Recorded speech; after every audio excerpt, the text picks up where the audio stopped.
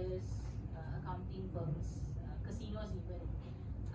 But I've tried to my best to pick out the information that is relevant to you. And what is, I try not to be redundant, but this is considered a retraining for you guys. Yeah. How long have you all been in the industry for? Just to get a gauge. Berapa lama dah dalam industry?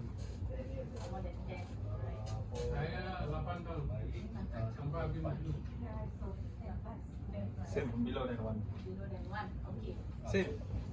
Okay. 8 years. 8 years, okay. Around 1, okay, so wow. Belakang. Experience. Berapa lama dalam industri? Since 2012. Berapa tahun ini? Okay. Berapa tahun? Sampai sekarang ada? 14 lah. Saya kau sekali Okay lah, so we're ranging So okay lah, for the most experienced one, let's be patient because I'm also very new to this. I did music law for events, concerts, so we had to comply to the regulations, the kind of legal documents we had to go dalam, so I helped them with that. That's my experience in compliance. But today we're going to be diving into some training objectives. Before that, let's play a game. Okay, don't mind. Alright, can we split? Okay lah, I think this one okay lah. This is nice. Can. This This is one fair. vlog nanti. This is fair. Okay. Yeah. So, okay, Miss Emma, and can I get your name, please? Asli. Asli. Miss Amy. Miss Emmy. I always say Emma. Yeah. Asriel. Hafiz. Rafiz. Said. Mr. Dominic. Yeah. Okay, we're going to play a game. Maybe you all know pisang goreng. Tahu tak? Pisang goreng. Makan tahu lah. Okay. Pisang goreng is where we are one group here, team A, and this is group B. Group A, we're going to sing a bit. Okay, don't be shy. Okay, we all one team. So it goes like this: pisang goreng, pisang goreng, pisang goreng sekarang. Goreng apa sekarang. Group B, you have to take the last word, goreng, and you have to come up with, you have to attach a word to that. Okay? Sambung lah. Okay? Sambung. Yes. So you take goreng apa? Okay, goreng rambut. Then goreng ikan apa? Okay, ikan rambut ke? Okay, like that. So it goes on. You guys are now actually, this is not normal because you're not competing. I don't want you to compete. We're working together. Pick a word that is easy for them to contribute.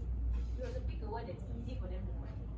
So don't say like maybe like something like pencil apa, then you go and say pencil to be, and to be nothing to say, right? No. You guys have to group together. So you agree on the word and then you continue. Let's see how long we can rally. Okay, so you're working together. Let's rally. We have 5 minutes only, just a very brief one. Okay. Group A, Group B. Group A, you guys are group A. Okay. You guys are group B. Okay. Can we start? Okay. Don't be shy, Sing, Pisang goreng, pisang goreng, pisang goreng memasak. Pisang goreng, goreng apa memasak? Memasak. Goreng apa sekarang? Goreng apa sekarang? Okay. Now Then you we guys should continue with. continue goreng apa, and then you continue the we have a Goreng. Kita ni even this lah.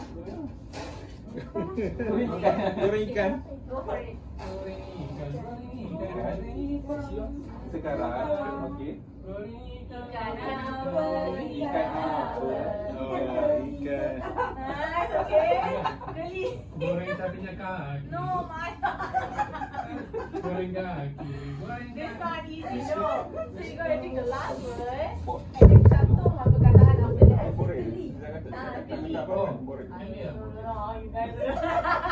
Geli apa? Saudara. Geli. Goleng keligaru. Keligaru. Apa itu Mr. Dominic? Keligaru. Sekarang. Okay lah. We tried lah. Kita menang. Benar. That wasn't very long. That was I think less than 2 minutes. Okay. The reason for this game that we chose is your communication. You really have to communicate with your team. Okay, I understand this is a very chill session, so okay, it's fine. You are meant to communicate with your team as much as you can. Try and be on the same page. And what's more is your dynamic.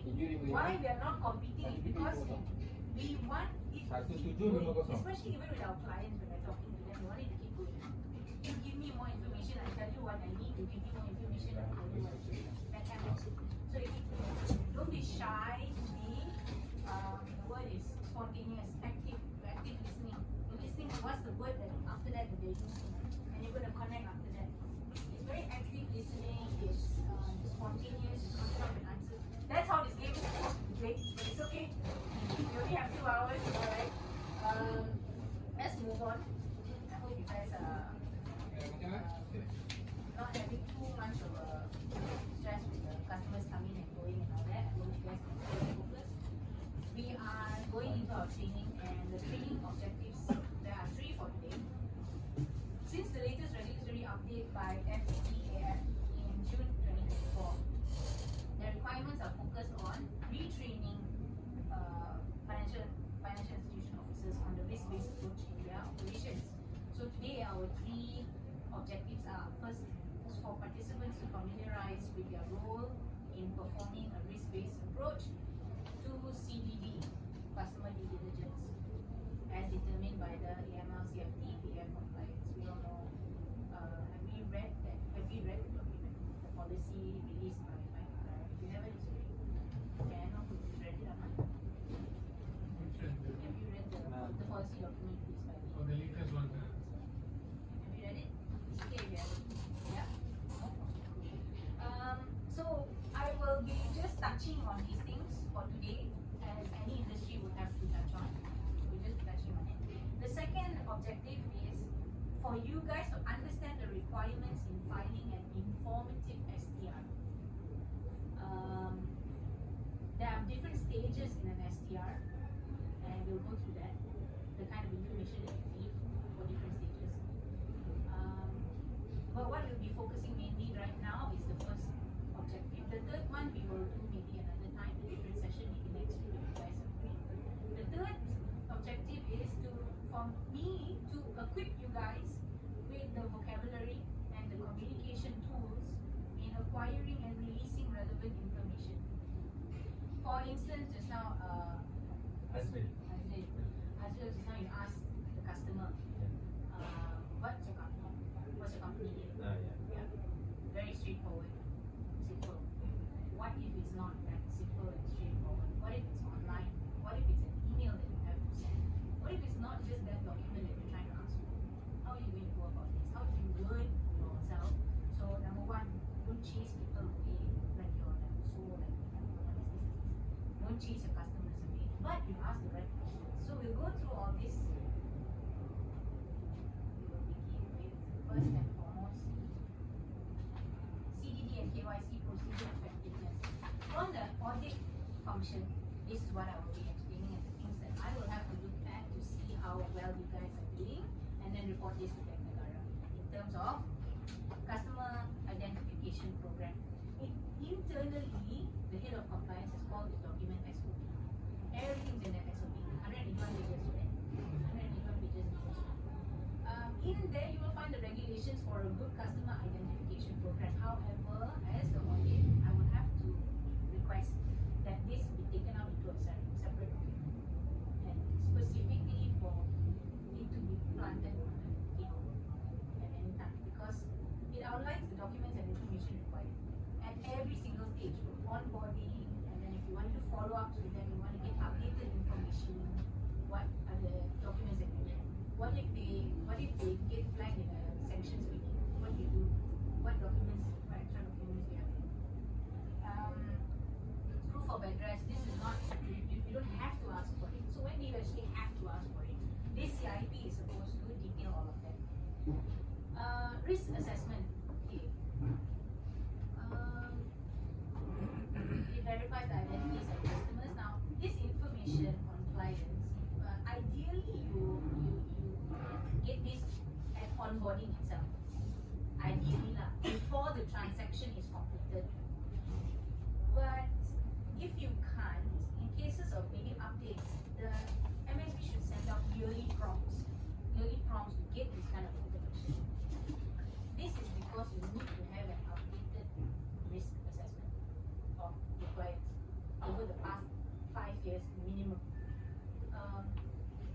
violations may happen 4 or 5 years down the road after a transaction.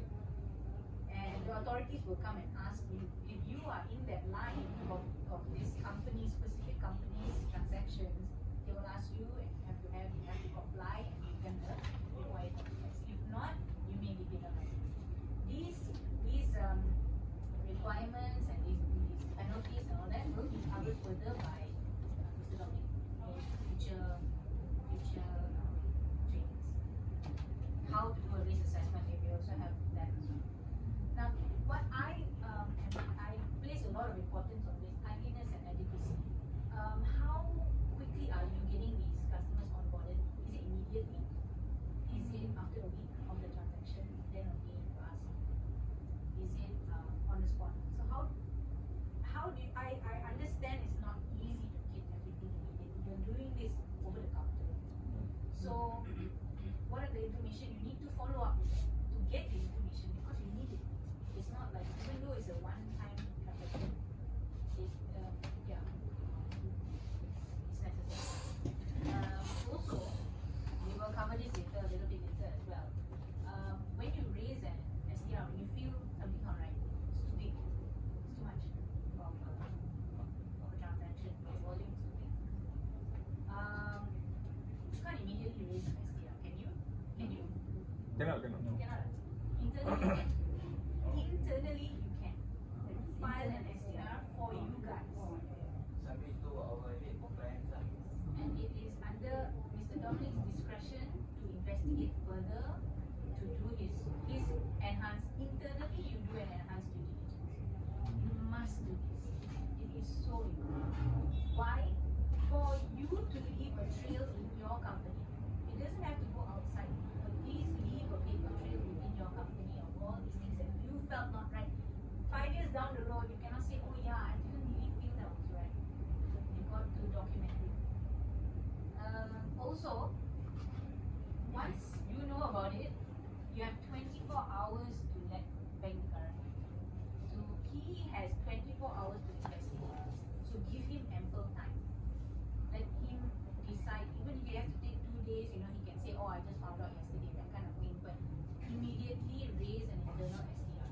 So that's what I mean by timeliness and adequacy of documentation. What is the risk-based approach?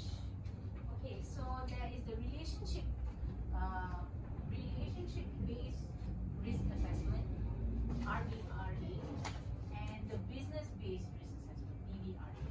All this we will further in time when we get more in depth of this. You will also learn how to do these things.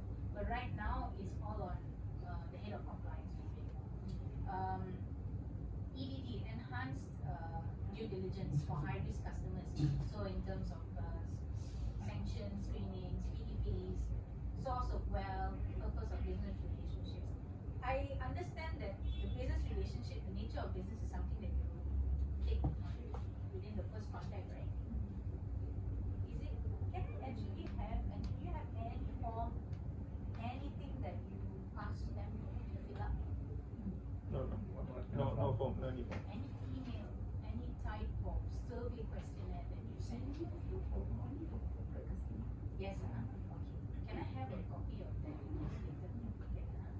I just want to see how in depth you go on your first contact, because there's so many different touch points. I think when I first researched this, don't count me, this is just my opinion. I think there are 7 different touch points with customers. So within the first 2 or 3, I would like to see what kind of information you already have started to get from them. Especially if they're return customers. I'm not talking about just one time. Don't go and hound them just for that one time. Your risk-based approach also includes your monitoring, transaction monitoring, and you guys use the Macro 7 interface. So that's great. Head of compliance has let me know that Bank Negara has relationships with Macro 7, so they have an agreement that their own screenings and sanctions to cross-check. So that's great. A lot of it is we need to rely on AI now. Can't do it manually. Okay. So that is that. Internal controls. This is another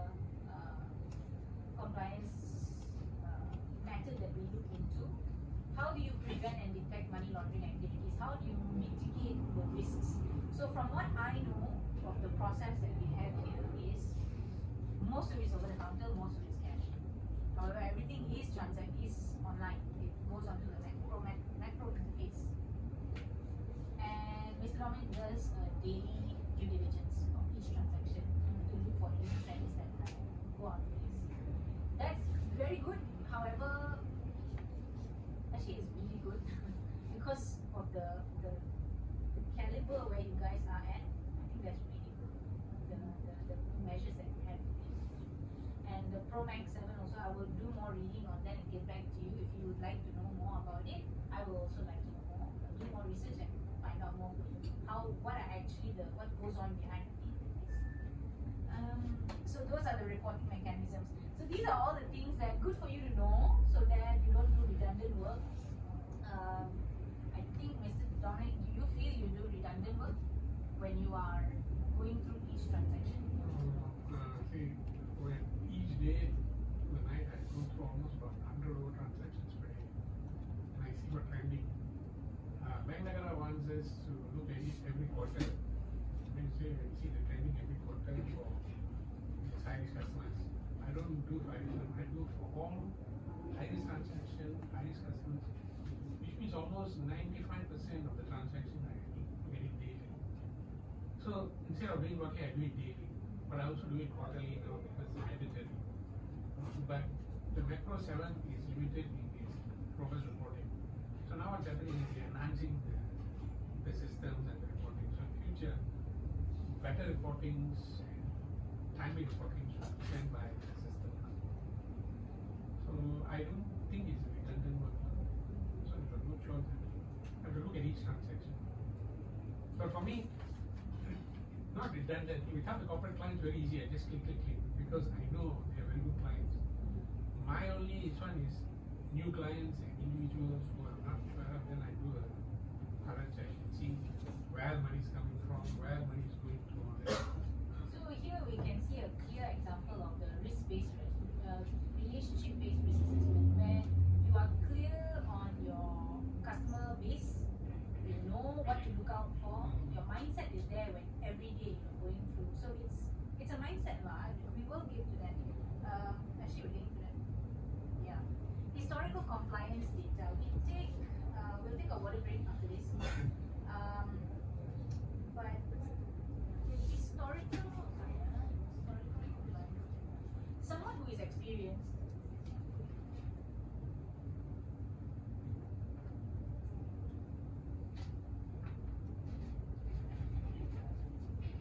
Someone who is experienced will be able to, you can perasan all the different, like the trends that are, behavior that are, right, the transactions that kind of go beyond your threshold. Threshold is something that, is your company, it should be all in black and white with the SOP. What's your threshold? The volume, the frequency threshold, countries that you just will not, that you refuse to take, transact with. These are things that you should file an SDR. But first you must raise a red flag. Already alarm bells will be ringing here. And that takes a mindset for you to not just blindly screen through. There's so many things like, okay, what country are they from? What currencies are they using? One case that is the name of the runner. Is this runner, because runners are so common. Many companies use them, but is it the same runner for what companies? These companies always have that mindset of like, you're being suspicious. That's what we call a risk-based management. You're constantly suspicious. You're looking for anything that just smells a bit wrong. To investigate the data, you can Google it. Some of these things you can even Google. What company is this? What company is this? Where are they from? That kind of thing. What relationship do they have with each other? Is it a logistical relationship? So many questions you can ask, and you can Google it. And if it's funny, if it smells a bit funny, because it is a valid point. If you think that it makes you suspicious, you can raise an internal SDR, and you should. It's your duty. Let the head of compliance do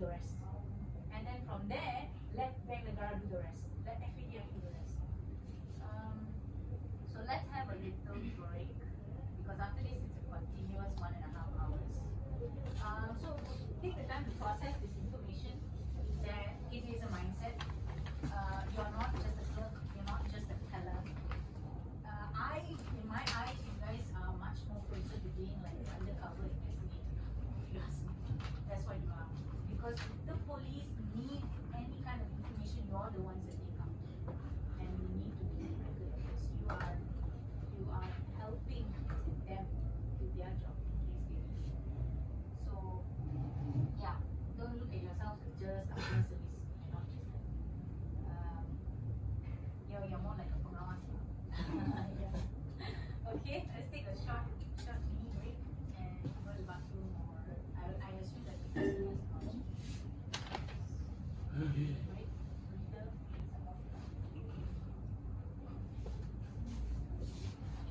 any questions you have, so I'm happy to take it now also.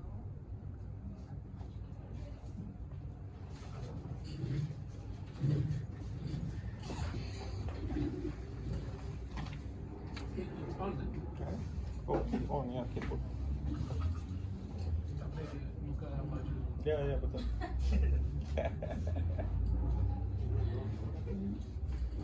Betul. Si saya pakai itu baju silam kan? Silap. Terbalik. Terbalik. Alamak. Nah, susah. Apa ini fashion juga Mr. Dominic? Ini pun fashion juga. Bukan baju balik profession juga. Iwan, apa air? Boleh tak? Bawang kan dari mana? Kan dalam bag.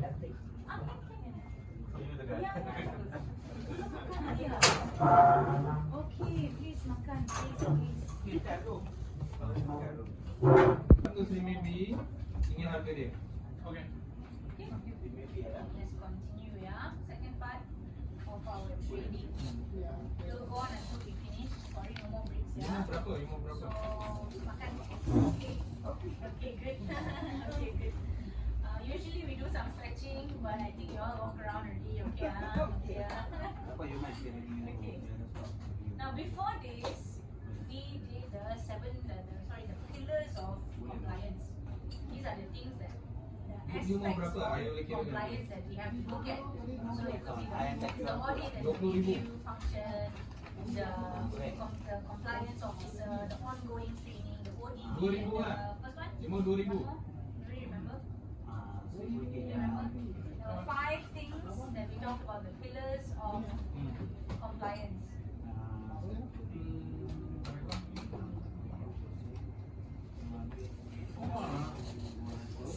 It's in your papers. This one eh? Oh. Okay, thank you. What's your name? Okay, policy, what was that? Oh, okay. You ambil kurang kan polisi you nak ambil lebih. China licik lah. SOP. Kita dua tak banyak. Ada lagi training program. Independent audit and review. 50 lagi. Okay, so those are the 5 pillars of compliance. 50 lagi. Kamu dah letak lagi barang tu. 1650. 50 lagi.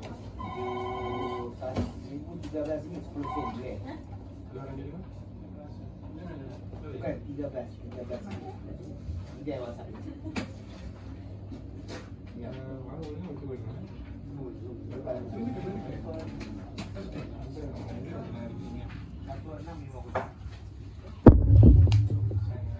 Okay, so those are the 5 pillars. Now what we're going to look at is 7 steps of compliance. What you are doing. You are the frontliners. So how can you comply? What's your role in compliance with the AML, CFT, and PF regulations? First, we start with know your customer. You know EKYC, right? We don't have one. That's an issue. We have to have one. It's very important for especially maybe corporate clients and maybe even for individuals who prefer to do things online. It's so much easier to get their documents also there if we have an EKYC. Second step, client screening. Okay, so this is done on the ProMax 7. So that's we're using AI, we're using tech. There's a big thumbs up for our processes. The third step, risk assessment. You have the SOP to rely on that. What are your threshold settings? You have the 9 parameters that you can always check that rate. And of course, at the end of the day, you have to compliance. So make sure that everything is all the loose hands are tied up. Ada IC dia, dah ambil dah. Fourth step, IC dah ambil. fourth IC belum. pipeline. Pause, pause. We will go through this in a bit. We will go So, through ambil dia sini. in more detail the fourth pipeline. The fifth one, configure transaction monitoring rules. Again, these are go back to your line parameters, your risk assessment. Everything is in the Bos, SOP. dunia saya angkat tinggi lah, saya angkat Or tinggi. instead of it to go through this video, a separate training, you will need 2 hours with you guys to go through the pages. Dia nak beli. Which is really important. And sixth Bagi step, satu, record bagi dia keeping. Foto Allow me to share that in the previous report to Bank Negara, there is non-compliance in record.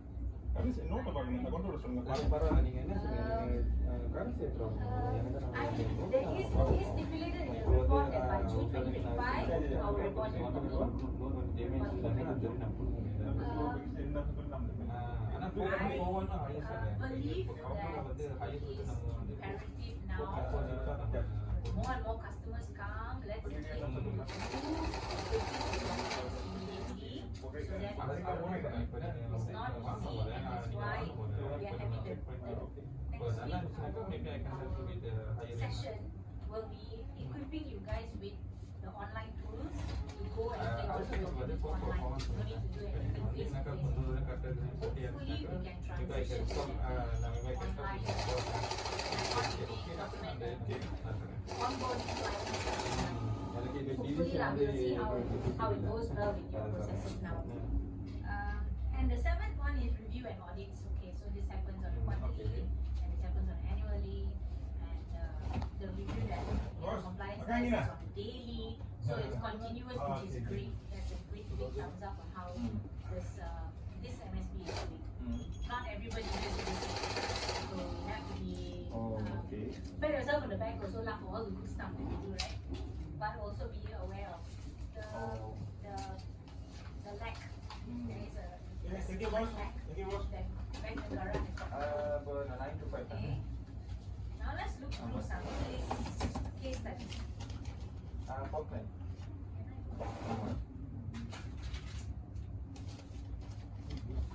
Okey, saya ni orang apa nama kampung. Kita nama terbang. Okey.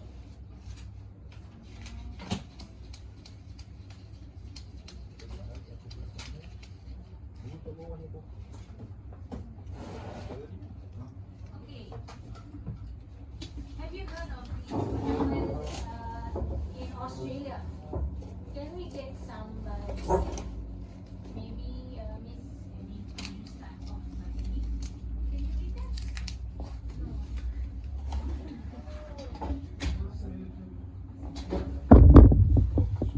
Okay.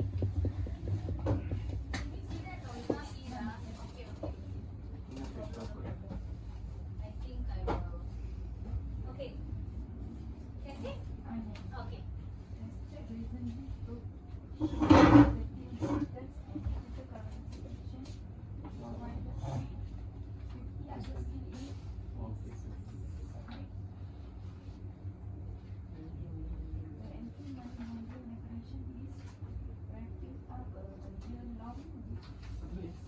Target non-reporting and under-reporting issue.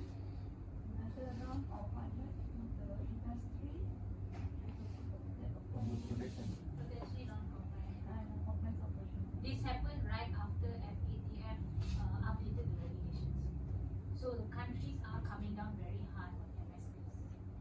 So let's see what happened here. Let's go to.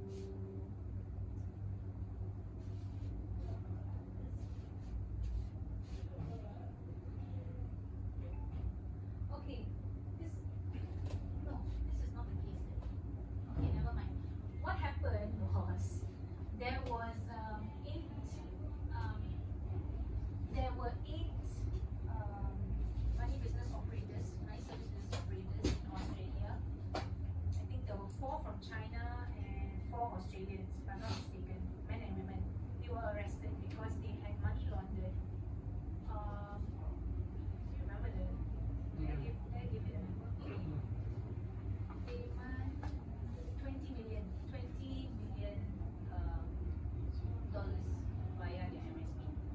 they had something going on in China. They managed to bring it here. I think it was if I'm not China, I can't remember the name. Yeah. I will pull this out and I will send it to you. But this is a clear example of why if China is not on any sanctions list, it's not in our sanction list, and yet these things can happen. It's and it went up to 20 million volume, and I think it happened within 4 years. Within 4 years. So we are, it's to show us what's really going on, and that it's not very easy to detect. And it's difficult to say how hard we have to be, because they are coming down hard on us now. And we now have to be hard on them. We also have to be friendly. We also have to be, we have to be careful. We don't want to chase our customers away. But these things are happening now. Let's go to Is this remittance or? It's not remittance. The China Singapore one. Ah. No, that was remittance. Remittance. What I want to show you is this one. This one is not remittance. This one I will need your help to break it down, because I really don't know how they did this. We look at case study 4. Can anybody read this? Usually cover the scheme employing black market based on network in which Colombian government use proceeds from drug sales by staff elements overseas exporting in Colombia. Sales done in Colombia enable the government to bring use done gains home on a basis within the bank system. Okay. Can you please explain how they might have done that through a money service? Yeah, from what if it's not a remittance business, let's say, for your benefit, let's talk about this case. It's very interesting. In November 2015, 16 members of a Midlands-based money laundering network were jailed for a total of 74 years for their part in laundering over 35 million euros through UK banks and money service businesses. A number of bogus clothing and textile companies were set up to provide a mechanism for the apparent purchase of goods, which then justified the flow of funds. False invoices were produced, bank and trading accounts used, but no trading actually took place. If any bank or MSB raised concerns about any of the companies, it would be closed down and a new one set up. An accountant was one of the gang and had advised the leader how to operate without alerting HMRC or law enforcement. The leader of the gang, Harpal Singh Gill, a former textile trader, received a sentence of 11 years. So from what we were talking about just now, it's what I would have done was I'll ask for bank details. But Mr. Dominic already said you can fake that as well. So I'm stumped. For me, I'm stumped. But what Mr. Dominic said, go and look. You have to actually physically go and look for the shop if you want to. But something that this big, you can do whatever investigation you want. You file, look what happened. You file STR or so, you just close it down and mushroom another one, open another one. So the reason why we have this risk mitigation is so that we can wash our hands. So that we are not the ones that they go through and launder their money. We file our STR so that we help the authorities, number one, and we are not caught up in this crime. We want to make sure that we do our part. That is due diligence. It's like Mr. Rama said, you cannot blame us. We did our part.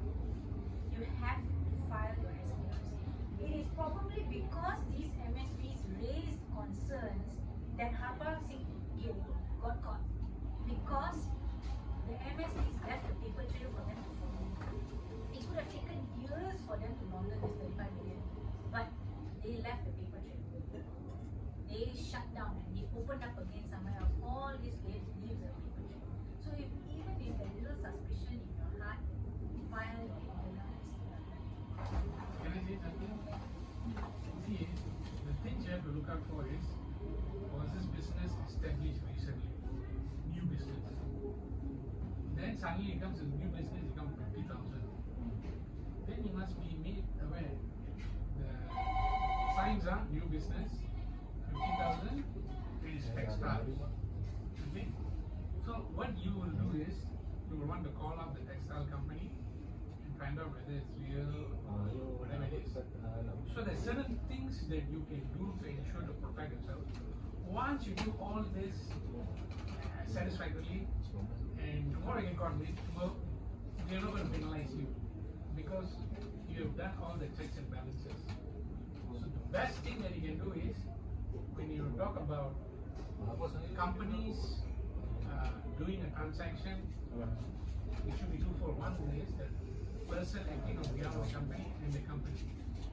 So the twofold, to check and see new businesses, more effort should be given to check in terms of volume and frequency. The only thing you can do is volume frequency. And he should give you the invoices.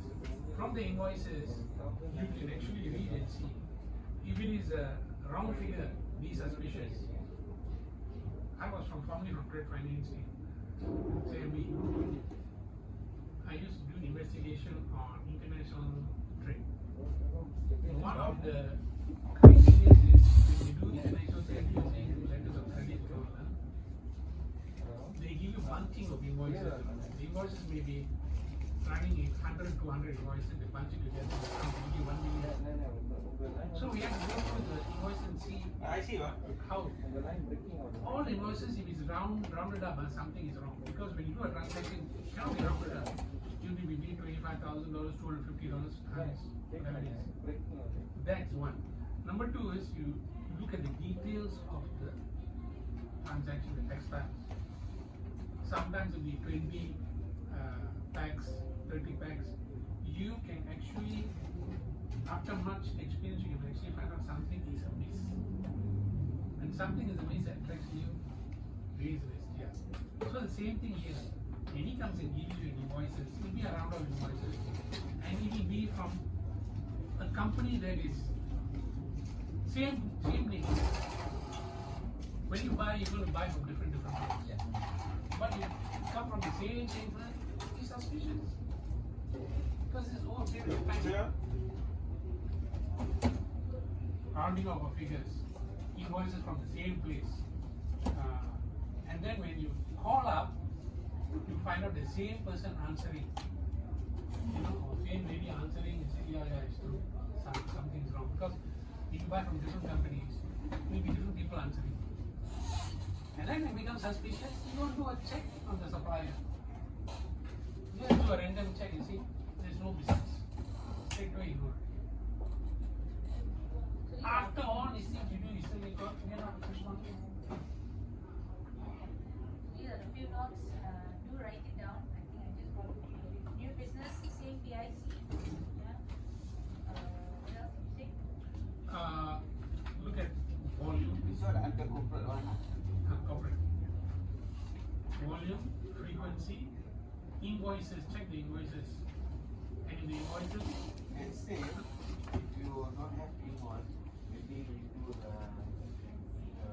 individual transaction. let's say we ship right because the voucher. Shipping is okay, no, I cannot go wrong. Ship is there. Yeah. Textile company, simple as closing, opening, Yes, closing. it's on my short. It's much more difficult. But shipping, very rare shipping is the people have to pay. This is an excerpt from the first article. This means remittance service providers and digital currency exchanges play a vital role in detecting and disrupting criminal abuse of Australia's financial system and globally. Okay, so that's that for the case studies. Fantastic. I think that was really good. We managed to really break it down. Thank you for being here. I think it's really good to see from the corporate point of view how they can really try and see closing down company, opening up again. These are the little techniques that they have. Shell companies, they've got front companies.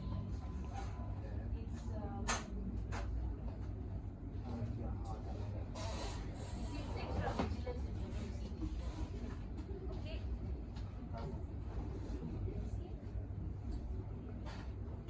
Let's move on to the next.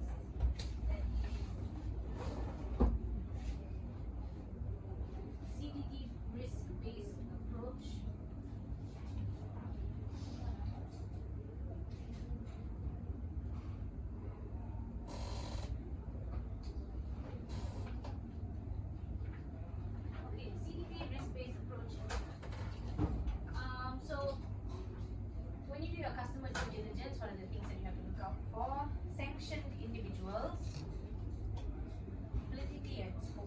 persons, terrorist groups or activities, something that you can in Google keep yourself abreast of what are the typologies, what's going on, what are the new emerging trends of of the terrorist groups or terrorist activities. You'll be able to find out via Google itself. You can get a good idea how they're using AI, how they're using even WhatsApp sometimes. Yeah.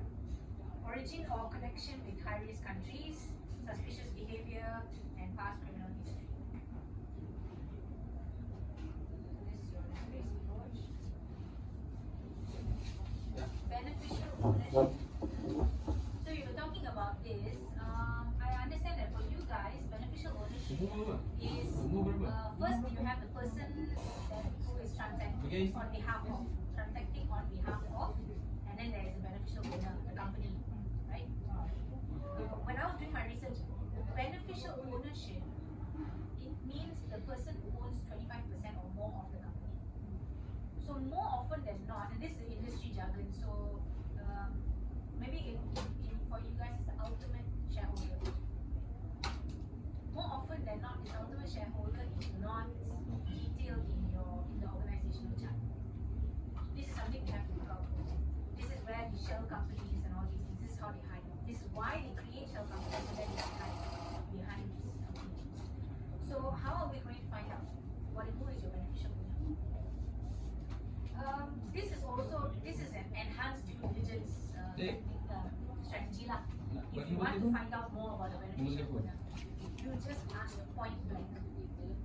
You give them, if you don't want to ask also, it's good to see their facial expression. But if you don't want to ask, it's okay. Send them a survey. Who is your beneficiary? Who is your ultimate shareholder? If you don't wish to disclose this with us, raise an SPR. That's a problem. Why not? Why don't you want to share this with us? It's not, how else the documentation that you can try and get from them is audited financial statements, annual returns, certified ownership structures, ownership certificate. These are things that definitely you don't want to ask. You don't have to, because from what I know, your customers fall in low and medium risks, right? Not in high. So nothing to worry about. I think that you have to go and ask. It's quite difficult for those. I don't envy the people in the position where they have to ask for these things. It's not easy. You can really chase away your customers. But it's better to, yeah, okay, this is what I want to do. Whoever is here, if you can read it, can you read it out with me? Can you repeat? I am the friendly frontliner. I am the first line of defense. That's it. I am the friendly frontliner and I am the first line of defense. Yes, you are. That is who you are. You're not just a clerk, like I say, you're not just a clerk. You are what is standing in between. Wow. Crime? It's as easy as that. That is your position right now. You are the only one standing between someone who can launder this, who can finance terrorism, who could.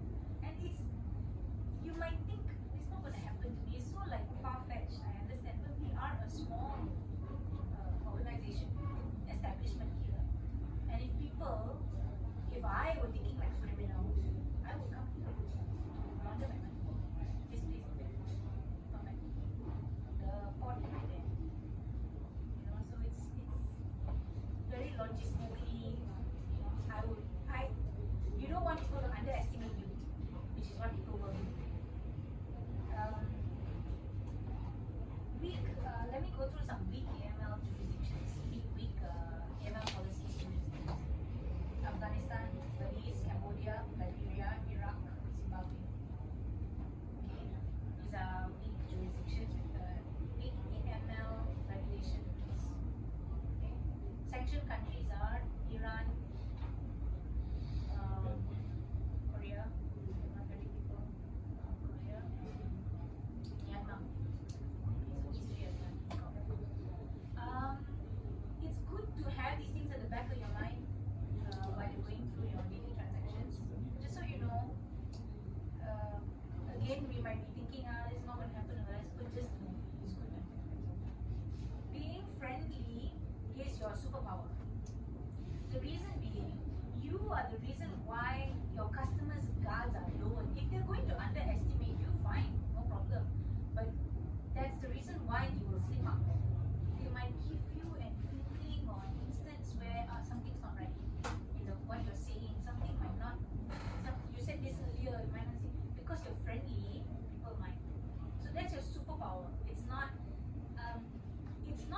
ultimate goal of your job.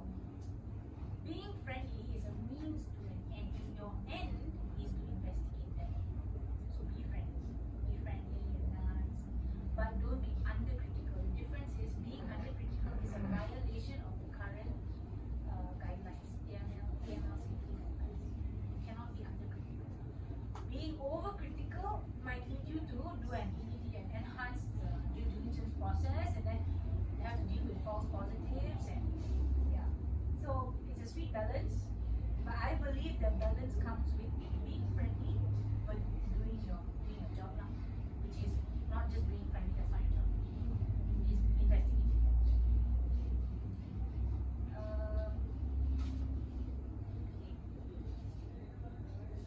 Now let's move towards. Okay, this one very quickly. Transaction monitoring process. So we've got the use of technology in tracking. That's your Promax 7. That's great. That's a big thumbs up for this place because it has a vendor that is in ties with Negara. So that's great. You have to do that. Second one is threshold setting, which is detailed in the SOP. Yeah. Volume, frequency, geolocation. That's great. Your SOP is done as of when did you finish it?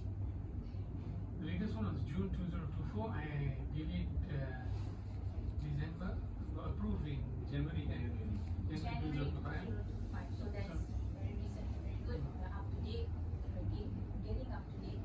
Real-time monitoring. Again, so this is one of the lacks where we have here documentation and record keeping is something we have to bump up a little bit more. Let's get our that has to be completed. So we've got until June 2025 to do that. This is not immediate, but we just got our resources now, so I might ask for extension. Okay. We'll try our level best now. Because 4 out of 5 already we have ticked in the All audit. completed except record keeping. And So- it's ongoing. Yeah. But definitely within the past 5 years, you must get that done by hopefully lah. We try. And the fourth is the alert investigation process. So we need to be trained on the latest typologies, the latest trends. What's going on? This is something that head of compliance will do with us. Hopefully in the near future if we can, because by March we have to By March I have to finish non-proliferation financing and anti-bribery. Anti-bribery is mandatory. Anti-bribery and fraud law. That'll take me half an hour. I think I can share with you. But that is, Mom said must be done as soon as possible. So we will dive deeper. We will definitely get more. We'll do this more often, this training, because it is a mindset. Like I said earlier, this is a mindset. The job is to really, yeah. The job is to really understand what are the risks and then have that part of your mindset. Okay? Let's see. Okay, now let's go into our first activity. Second activity, EKYC question design challenge. Okay. Each one of us here, you can go flip to the last page. Each one of us here is going to take 10 minutes to come up with 10 questions. And the questionnaire that you are about to create is for onboarding clients, a client with a transaction that is higher than the predetermined threshold. Now, these are the 10 questions you're going to come up with. Someone has come up to you in your here, and let's say you agree to the transaction already. Okay, you're going to now send them a survey questionnaire. Follow up with them to get this information. 10 questions. Complete your No, this is not an easy. It definitely is higher than your threshold, but before you do an EED, let's just do a CED. Let's just do a normal one first. But bear in mind, his volume is higher than your threshold. What are your 10 questions? What are you going to ask? extra question. Ini extra question lah. Sorry? This one For the new customers or for the For this one, existing customer? this guy, this one guy has come to you. First time or As a new Wow, customer. good questions, good questions. His first time. His New first time. customer. New customer. So you've already, let's say you've agreed to the transaction. You've agreed to it, okay? But now you're doing your due diligence. What questions are you going to ask? Bear in mind, you can also raise an STR after the transaction is done. Sure, I must ask 10 questions. You come up with your 10 questions now in the next 10 minutes for this guy. Question. Yes.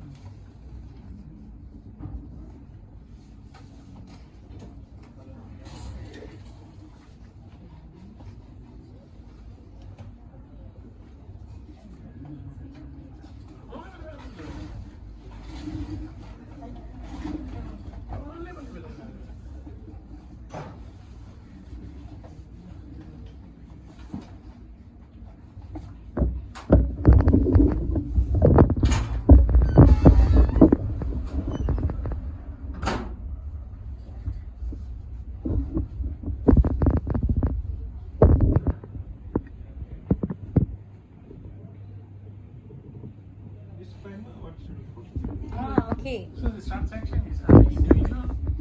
Individual.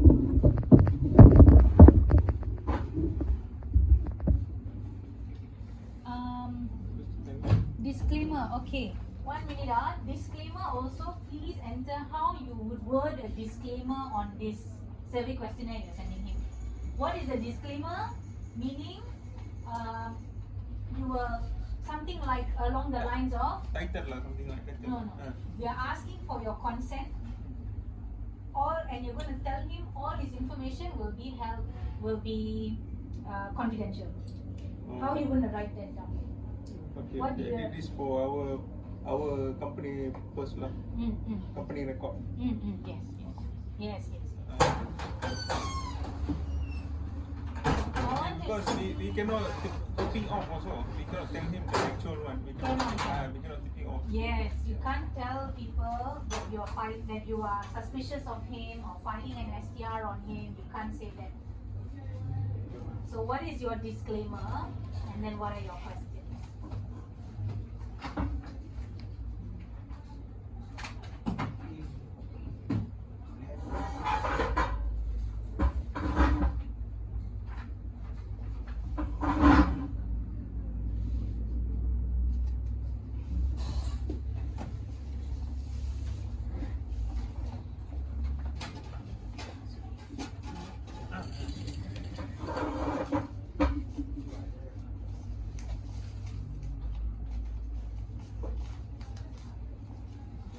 I see dulu kan.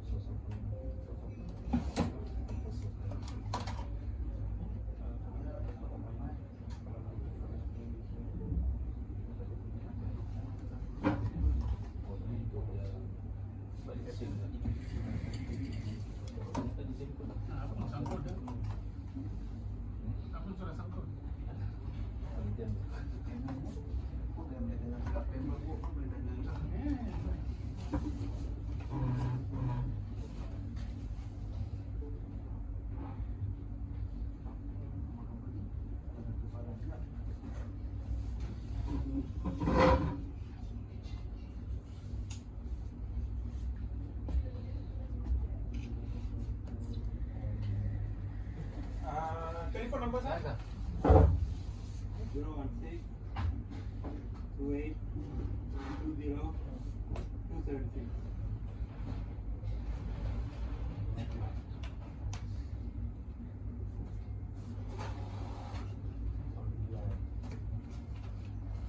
Dia ada 2 hotel tak? Kalau dia ada 2 hotel tak? Ada. Kau dah isi ke?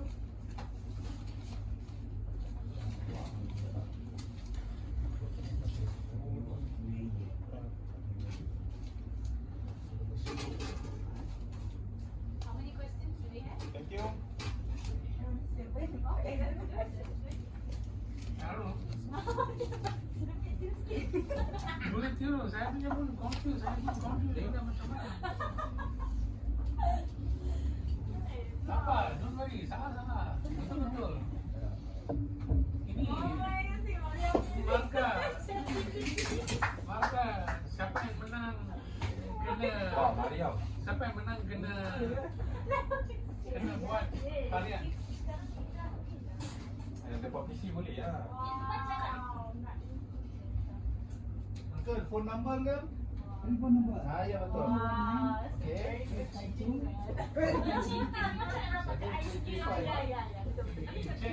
Chat GPT. Very Assignment je. Idea je tapi ayat betul. DeepSeek lebih mantap. No, now got DeepSeek, got Gorko, DeepSeek, lagi satu 3 already lah. But AI punya. AI ada Google Gemini. Gemini.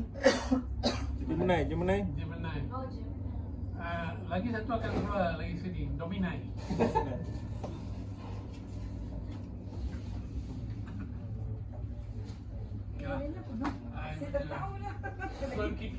Pikiran terbuka. No, pikiran tergugat ni suara. Yang kau ganggu. Sabar. Sudah tergugat. Jadi saya sudah. Okey. Ni mana juga kita nak kalau border lah.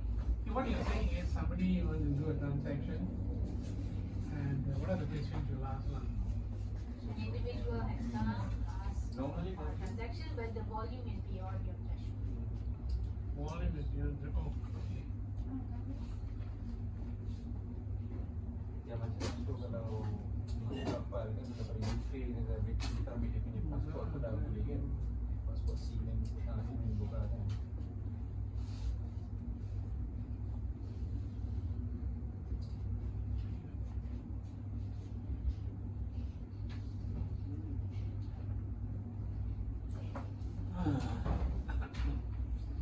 Ini ya, Okay? dia lebih modul 1, 2, 3, 4 pun soalan macam ni tak lah. Ini macam mana lah kalau masuk habis lah. Okay ah? Okay. Finish ah? Ya, kita tipu saja lah apa lagi. Okay. Can you tear off your last page and pass to me, please? Adieu. Okay. Kalau sudah habis, then you tear off the pass. You won't be able to read what I wrote. Mine also. I will take picture and send, and you all can transcribe. Kalau Dis- sudah habis lah. disclaimer apa yang mau tahu? Disclaimer also. Please. Disclaimer also. Disclaimer. Okay, let me explain what a disclaimer. When you send a survey or a questionnaire, your disclaimer must tell them something. I just want to see how you will word it. Saya bagi rate lebih. Your disclaimer is Kena bagi tahu bang, taxi grab semua kena bagi tahu. Kita bagi harga lagi.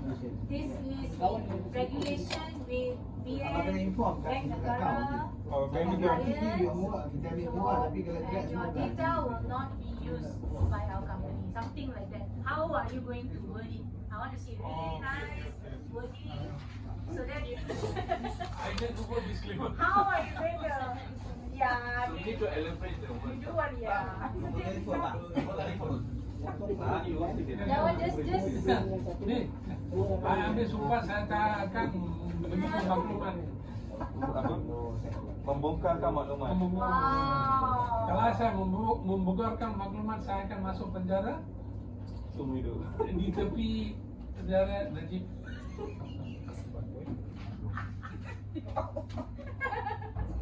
Satu tiga Pasal dia punya ada TV, dia punya ada fridge. Okay, I give you 5 more minutes kan? Nombor ni yang basic. Okay lah, okay lah. Disclaimer tu yang apa yang kita akan minta dengan customer. Contohnya kalau dia bawa RM10,000, dia nak tukar betul mau. Kita akan minta. Next time kalau dah bagi IC, cakap dah bagi IC, bagi nama aja. Ada apa nama customer. Suspect penambah. Curiga. Ada yang IC nak dekor. Mau terketak lah, dia kecil kan dia. Alah, pula akan saya lebih aku saya kalau ada aku ada sistem purpose dia kena kerja company ni apa ni okey apa nak dia ada bos ada elaborate mana Kalau baik, you lah. boleh kira tentang dolar ni This is personal with our company. Can I have some information for key in and for our record? anak updating ni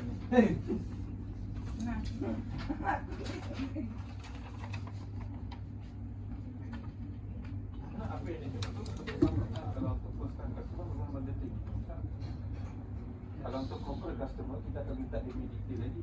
Senang saya cakap, fee line MSB lah, jangan datang.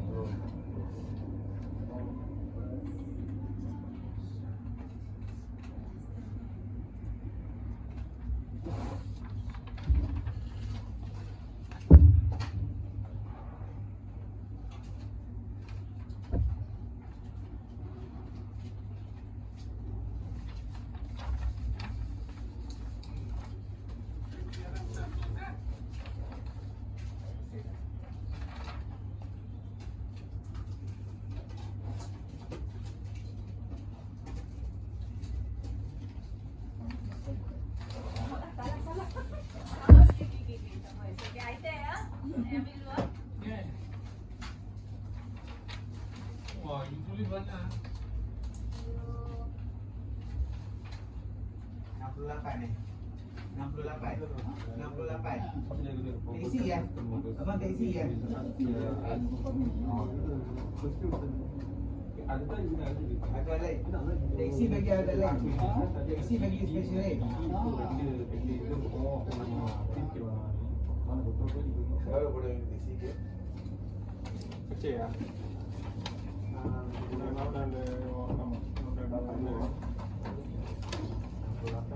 Apa dia ayat tadi info.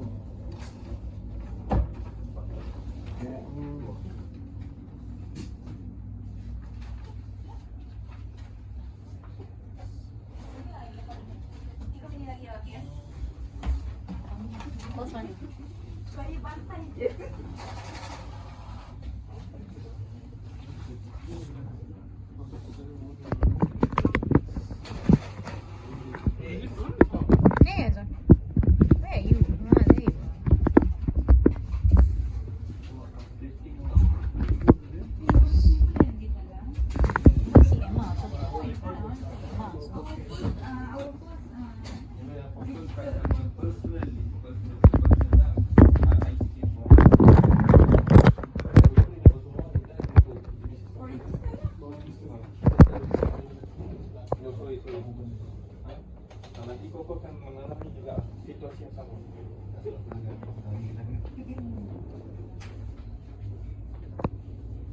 Okay, 3 more minutes ya. Oh, 2 more minutes lah, 2 more minutes. Once that? I off it.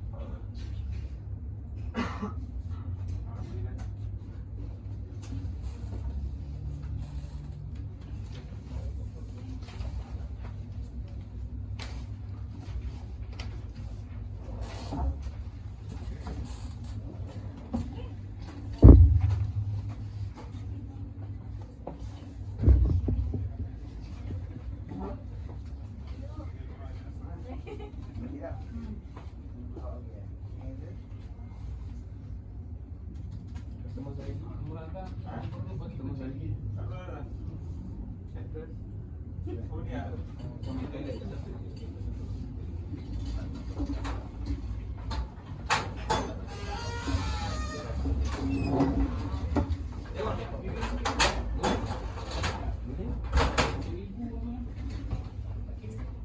Mana dah saya asking to do this. Bila anda hantar email, Main negara juga kacau.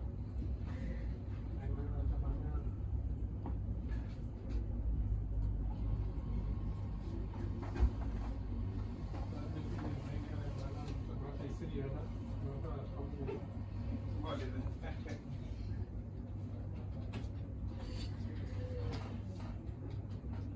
Tapi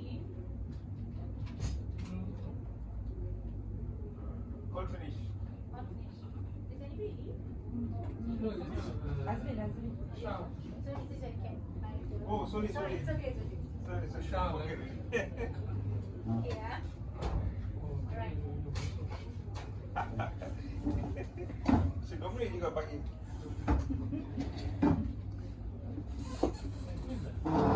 Okay. Kalau 2000 abang dapat macam ni bang. Ni tak masuk 7 juta, tak masuk ongkos lagi ya. Ongkos RM10. You all want one more minute? Yang ni akan dapat untuk 2000 abang akan dapat macam ni 7 juta 117. Okay, thank you so Tapi much. tak termasuk ongkos lagi, Oh, ongkos tu dia. RM10. Okay. Ah. Wait, let's wait. Boleh. Abang pernah buat kiriman sebelum ni bang? Pernah buat pengantaran tak? Pernah buat kiriman? Friend Pernah வந்து bagi இது பண்ண மாட்டேங்குது. அது பரவாயில்ல வயசாச்சு இல்லை வயசாயிடுச்சு. But they say after you ID copy. you know ask me to do it because you can't be between the things.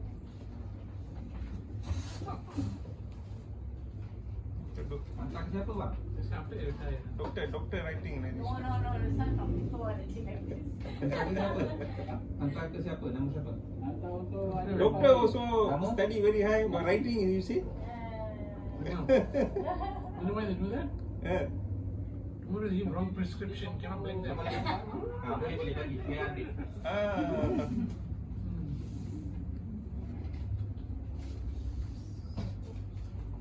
Normal people cannot understand lah. Tulis nombor akaun dia bang.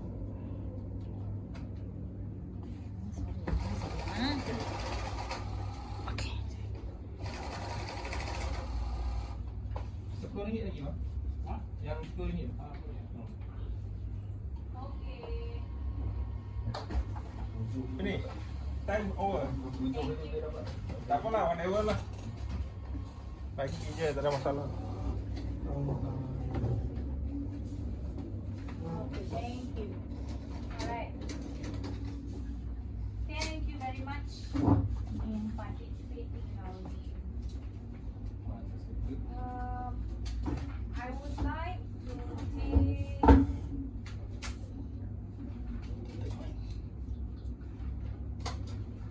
I think we will take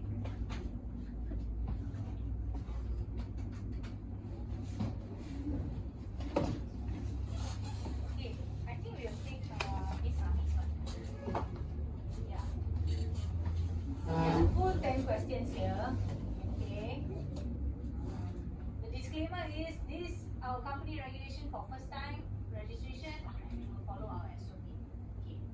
One more thing I would like to add is the information will be confidential. We're not using it outside. Okay. Question number 1, ask customer IC. We know that everybody got that IC, source of funds, purpose of transaction. Question number 4, ticketing of flight. So this is assuming that yes. Okay. Another one also says hotel reservation. That's yeah, you're being thorough, right? Oh yeah, here also okay, hotel reservation. Got a lot of clients in this, Yeah. Okay. Question number 6 was your occupation. Number 7 was your employer's name. Question number 8, mode of payment. Mode of payment is a very good way of figuring out how risky it is. Do you want to be tracked or not? Question number 9, type of currency. Okay.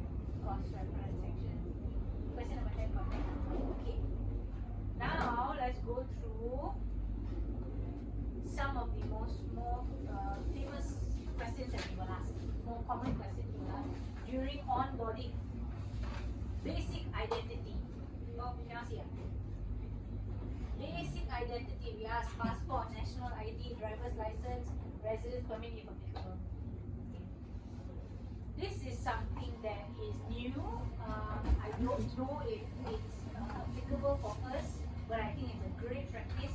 Ask for when you get the IC for online lah. IC, give a selfie of them. Selfie of them holding the IC. Our government also requires us to send selfies nowadays, not just front and back of picture. Now it's new. They want KYC. They want to Yeah, KYC. this is yeah. Do you have any? No, right? No, we don't do that. So that would be great. If you start any KYC, I have one where you have to take a picture of yourself with your IC holding your IC. Yeah. I look very handsome in the photograph, but now come face look. As long as you look like your IC, there's no problem. Business documents, what we call super form number S14 is made up of forms 24, 44 and 49. You're familiar with these forms, right? And the person transacting on behalf of the Perwakilan Surat Perwakilan with the chalk and the director sign. Okay. This is for risk assessment. This is what most of you have also added because this guy, our guy who wanted to transact with us, is beyond our threshold. So what did you all ask for? Source of funds. Alright. Source of funds or source of wealth. Now here's a pop quiz lah. Pop quiz question. What supporting document, instead of just a declaration, what supporting document can help you determine what is your source of funds? You can just say hereditary. My relative passed. I got the money from family. How can you confirm this? What document would you ask for? Lepas daripada family dia, macam mana mesti ada yang transfer. Bank statement. Bank statement. Okay, you ask for bank statement. Kalau macam anak dia kerja dekat luar negara pun still dia ada dia punya invoice kan.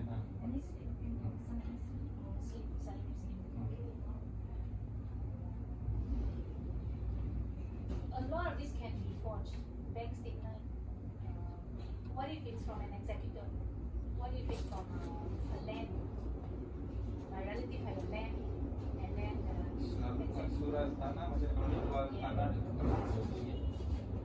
Ask for a will. A will is also the person who died, death certificate. So this is all people who say, especially PEPs lah. You would ask PEPs this kind of question. Where is your maybe kind of the name of the document? I will get back to you on this. But there is like at least 10 different types that you can ask for when it comes to source of wealth or source of fund. Okay, so great, you ask for source of fund. Declaration of PEP, consent to data processing. This is something that is supposed to be in the disclaimer itself. In the disclaimer itself, it would be good if you ask and tell everybody, can I have your consent? If they say no, that's already a red flag. Why can't you? What are you trying to hide? This is why this disclaimer is very important for everyone, so that they know you are really with them on it. Nowadays, when we do the bank stuff, apart from the application form, we also set up the BDB, personal data protection, which we don't have here, which even MSBs have not requested of it. So I think going forward, maybe in future, we will request the PDB document signature. Personal Data Protection Act. Okay, so there is a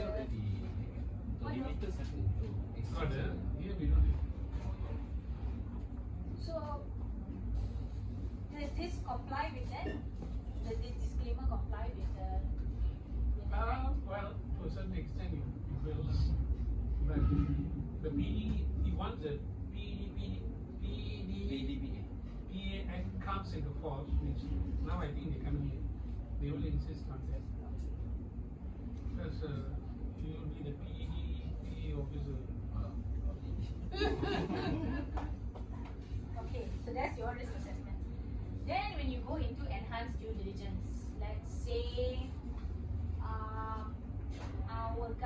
back a second time, say it is worse lah, okay, becomes even more suspicious. What do you ask for? TIN or SSN? Tax identification number or the social security number. You are allowed to ask for these things. Bank account details, proof of address, utility bill, lease agreement, and tax returns. And then there's an extended source of funds, so you can ask for cross-border purposes for overseas funds, receipts, invoices, bank statements. So this is part of what you guys do. You already asked for this in the beginning, invoices, and also that's good. That means you're going with the risk-based approach already. This is what it shows on black and white if you ask for these things in your. See, I'm seeing most of it here also has a lot of invoice. You're asking for invoices, you're asking for receipts, so that's great. You're already going in, you already got a really good grasp of the risk-based approach mindset. Ongoing follow-up, this is after. Do you have a follow-up with customers as of now? Any processes? Follow up for what? Maybe on a yearly you send them. Do you have any newsletters that you send them? Do you have any emails that you just to follow up? Follow up for what? For like updated, you want their updated information? No, every time they come here, that time only we will ask. Okay, Yeah. so they are all return customers. Return customer, yeah. Okay, email address, something that we ask, you know, can ask them, hey, have you updated your pages, then they will reach out to you, contact you, maybe you have a promotion. Normally we will take the ID and we read in the system. Okay. We update their contact number, address, everything is there. Okay. Everything Yeah, updated. but the thing is here, we do not get if it's a company, we do not get the updates on 24, 49. That is what's missing. Or to check whether the letter of authorization is there. Or this is for company. Company. For company, yeah. So that updates. Yeah. That updates is what Yeah. is lacking for us right now. We have to start getting and putting it That's in. part of the record keeping also lah. Letter of authorization, ICs of the directors and ICs of the PTO. So updated documentation. This is the kind of ongoing follow-up that you have to do lah, mostly with corporations. So you have to get the updated documentation. And what's really good also, just squeeze in a feedback. Ask them for their feedback of your services. That's also good. It's a good marketing technique. If you have we'll talk about this next week if I have time. I can talk to you about loyalty programs. When you have any promotions, and you want to send them a newsletter. This is to get them back. Even if you've lost these customers, it's not marketing lah. This one is not about CDD, but you know, you can always make it lighter. You don't have to make it so serious when you do CDD. Have you updated anything that you have missed out on updating us? No. You can ask them, you know, hey, you know, we're very light, very friendly, you know, hey, we're having a promotion, or there's a pocket or a window where you can come and, you know, these currencies are lower margin ke apa sih lah, and then invite them back. Senang cerita ambil hati dia lah. Jujur sama dia. Yeah. Ada tak nano yang semua saya nak customer? Belum training ya. Ini udah lelaki yang betul.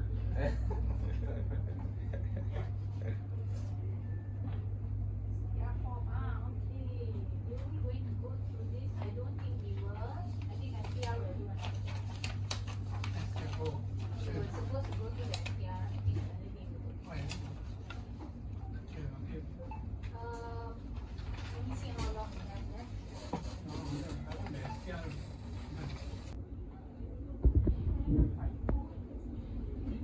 You got a Finch password, you got come back.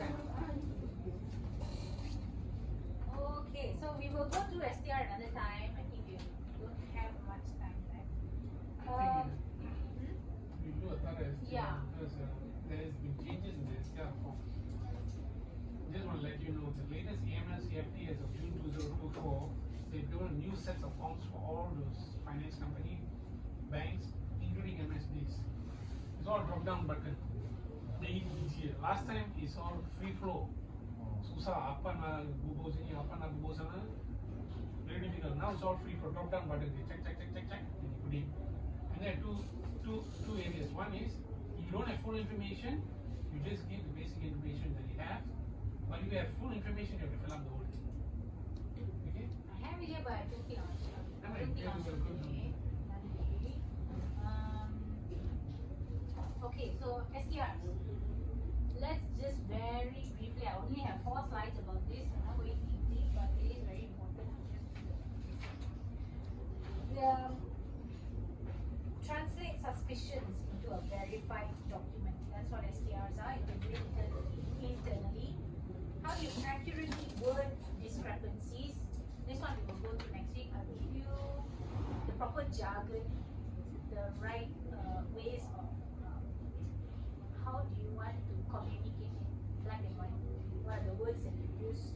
So you can say terms like modus operandi, terms like this word discrepancy. So you've got these big words that can help us to really express our suspicions. Very difficult sometimes to express it.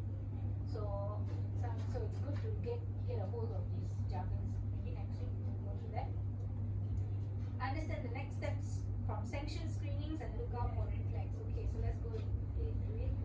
Sanction violation. One thing I want to talk about is, even though you do your sanction screenings, the AI does it, high-risk jurisdictions as of February 21st, 2025 for blacklisted countries use front companies, shell companies, joint ventures, and complex opaque ownership structures in order to skirt these screenings. So you officers of the financial institution, you're called to increase your countermeasures against the risk of terrorism financing and proliferation financing in relation to transactions involving these areas. So what are your mitigation now? How are you going to mitigate it? This is all your head of compliance will go through. But this is how you are, the reasons why you should be suspicious. It appears unusual. Transactions have no clear economic purpose. It appears illegal. It involves proceeds from an unlawful activity or instrumentalities of an offense, which means that's where your source of funds come in. That's where you investigate from there. Or number 5, indicates that the customer is involved in MLCM. When it comes to proliferation financing, there's just so many stages, from manufacturing, from raw materials, and then from all the way to logistics, and could be even manpower. It's very difficult to pinpoint, but you have to go through all the stages to figure out, so that in your head the alarm bells will ring. If you don't know these things, the alarm bells won't ring. You'll be like, oh, okay, not suspicious. You have to be trained in this to have an eye for it. So head of compliance also, that will be part of it now. When you go through all the STR and the risk assessment, you'll go through that as well. This is the reporting timeline, how it's supposed to look like. You have an internal STR, you send it to the head of compliance who has access granted to the to the website, and then he will upload it on this is the URL installed here. It must be filed within the next working day from when the CO, compliance officer, determines suspicions and at his sole discretion and independence. So give him enough time to investigate it with you, because by the next day it needs to be filed. Yeah. Otherwise it will come back to him. It will come back to you. Right, so we got our 9 parameters here. This is what your CO has determined for you to constantly keep checking each transaction against customer type, nationality, occupation, mode of delivery, purpose of transaction, source of funds, mode of payment, frequency of visit, amount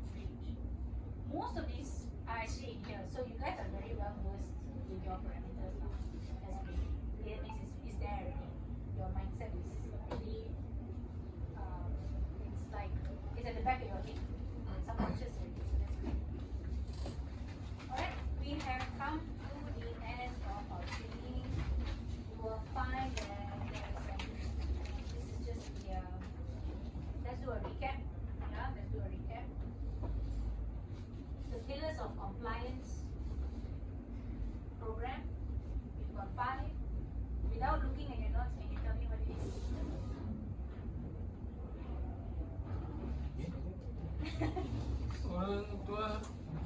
Internal policies, head of compliance, unit, yeah, you can read it. Ongoing training, clinical knowledge, and ongoing training. What are the audit considerations that we went through just now? Is the customer identification program, the risk assessment, timelines, timeliness, risk-based internal controls and historical compliance data. Risk-based assessment, internal controls to mitigate the risks, and historical compliance data. These are the things that an audit will be looking at. We focus today on the 7 steps to compliance in ODD. Know your customer, screen your clients, have a risk assessment, what is the report pipeline, configure your transaction monitoring rules, make sure your record keeping is up to date, and you will pass your review and your audits. What is the CED risk-based approach?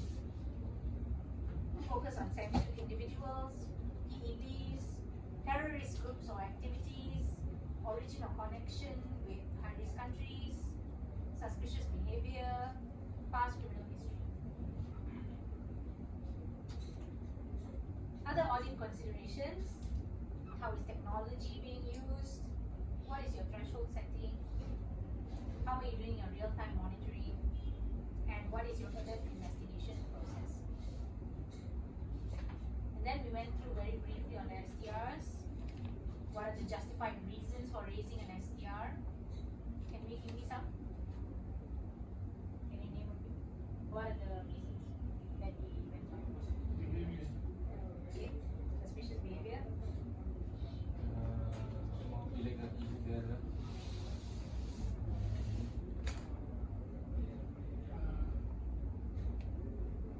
Female transacting. Transaction regularly, Okay. big amount. Unusual, very, yeah. Women always coming to transact. Sorry? Yeah. Women always More of the transaction. Perempuan? Semua ada lah sebenarnya, perempuan lelaki semua ada. Yeah. It is as no, sorry, that is nationality. Yes, you get the risk. Yeah, risk assessment. If it appears illegal, no Yeah, economic looks purposes, suspicious. Yeah, looks yeah, suspicious. looks suspicious, unusual or illegal. Yeah. Another thing, somebody who looks like him. What? Like what? Religious people. Or like you, terrorist. Terrorist. Look like terrorist. And then your timeline. Okay, 3 stages of the timeline from when you have an internal STR, then it goes to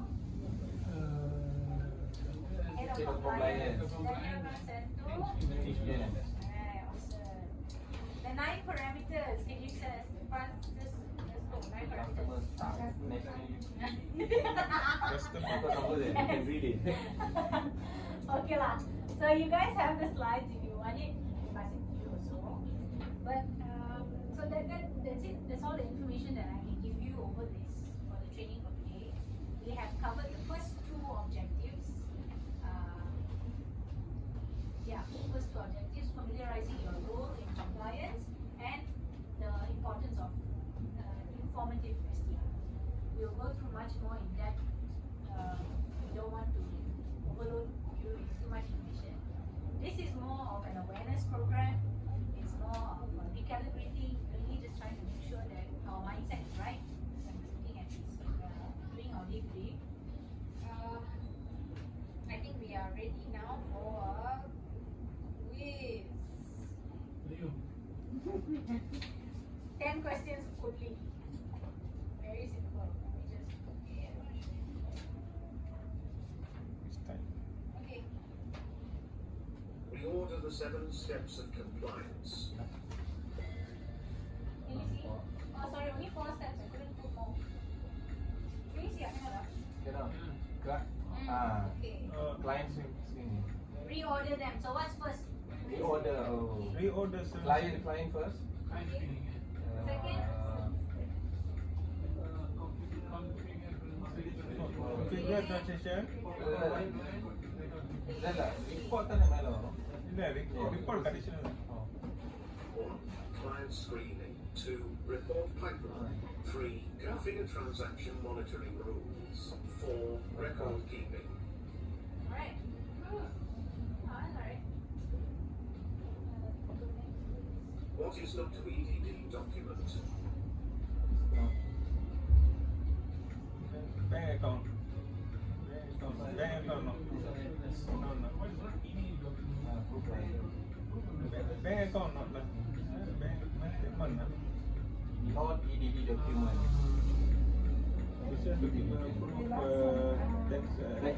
No, bank account details lah.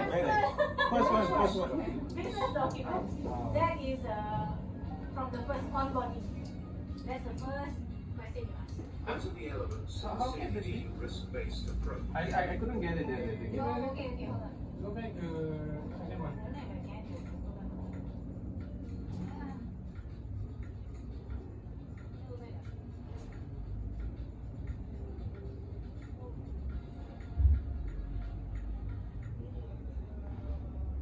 Game over. Hold on. This one something like program, this one? Program, this one. It's online website. Hold on, what is? Can't go back. Okay, I start again. Sorry, Okay. can't go back. Reorder the 7 steps of Okay, I'll do it again. compliance. Speed it right.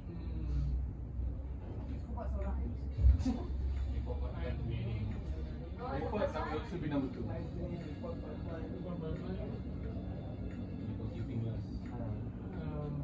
Record number 4.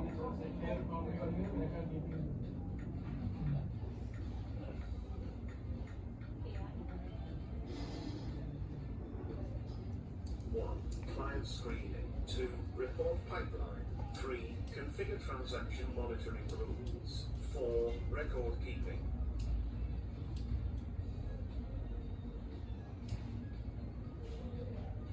What is not to EDD document?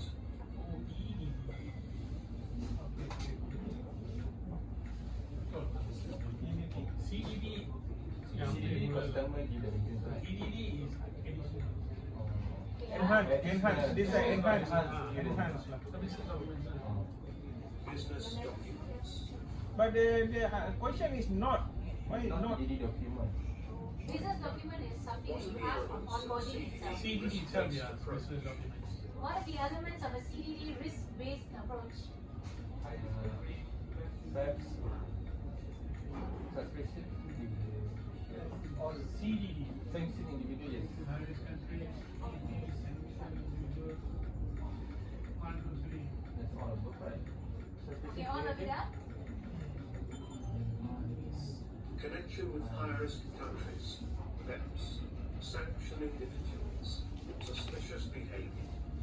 What is your risk assessment of a client whose transactions are of high volume every month?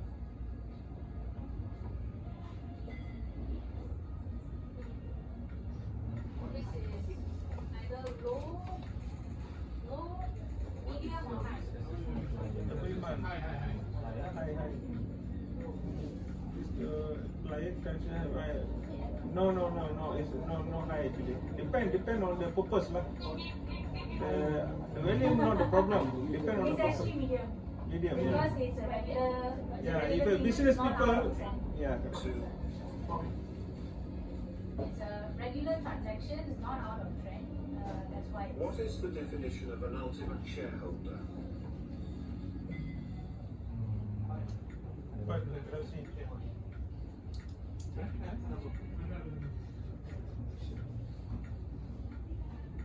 25%. Minimum 25%. Oh, 50%. 50%. 25%, right? It's correct. Just the wording. Minimum 25% above lah. Asset than that, not a shareholder. They can be a shareholder, but not ultimate shareholder. Ultimate. Oh. Someone who owns more than 25% of a company. What is not a pillar of compliance?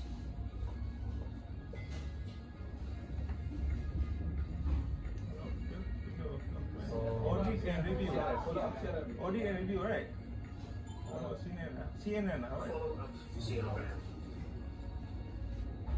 Not a pillar of compliance. What is required in record keeping? Document, client identification, business document, client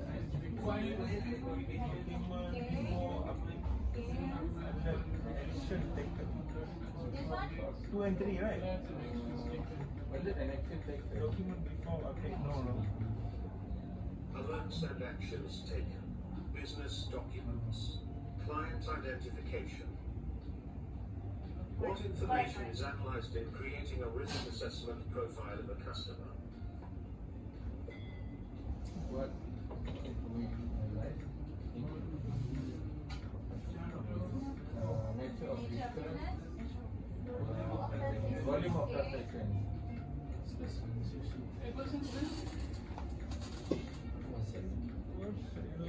Business relationship. Nature of business. Volume of transactions. Non-business relationship. What information is stipulated in a chip?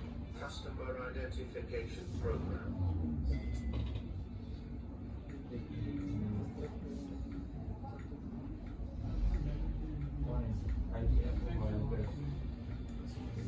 ID?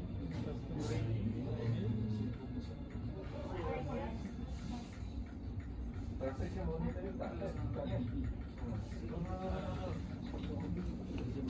ID. Proof of address. Ultimate beneficiary information. But not transaction. What does a risk-based approach to CDT entail?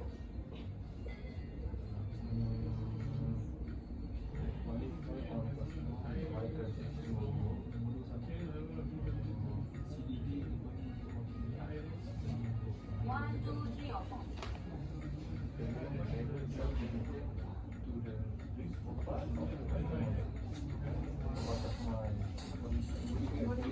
Tailoring the level of due diligence of a risk profile of the customer. Tailoring the... Okay. Congratulations.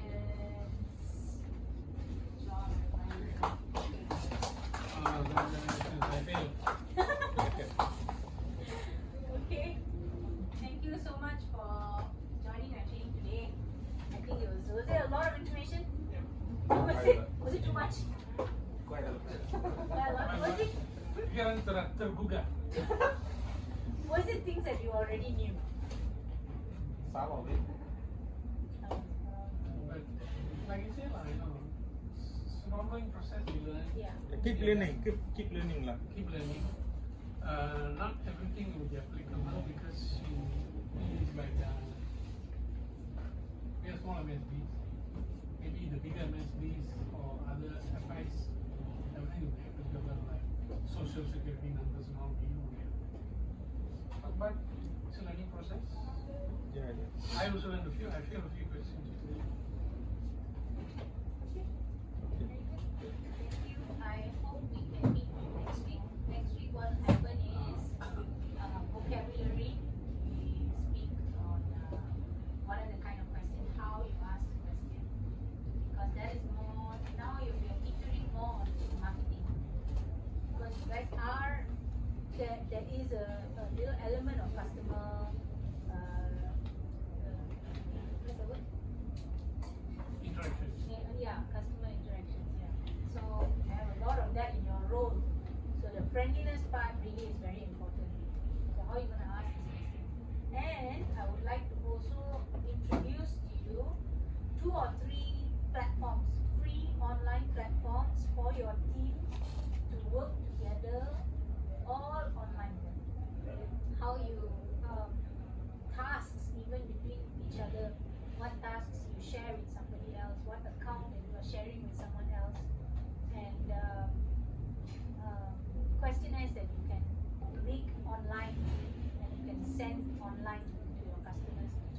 all processes.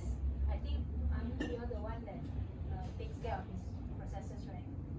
Yeah, you determine what processes go through. So none of this is mandatory, but it will make your job easier. So hopefully we can explore some of these softwares, all free, but it's easier for you to manage your team. Manage your team, manage the communication, manage even communication with clients. So next week we'll go through that. Okay. Great. Thank you so much. Press the button. Hey, இந்த token நான் அனுப்புடா இப்ப. இப்பவே செய்யறேன்.